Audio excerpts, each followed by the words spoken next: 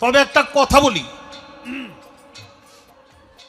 গান বাজনা এর বিরুদ্ধে কোনো দলিল কোরআনে সম্মত নাই।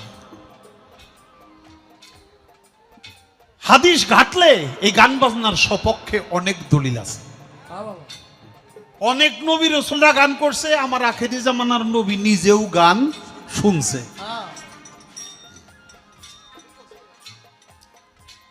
আল্লাহর ওলি আল্লাহরা তো শুনে নিজেরাও গায়। এই গান বাজনা মধ্যে কিছু তাত্ত্বিক বিষয়, কিছু নিগুড় বিষয়,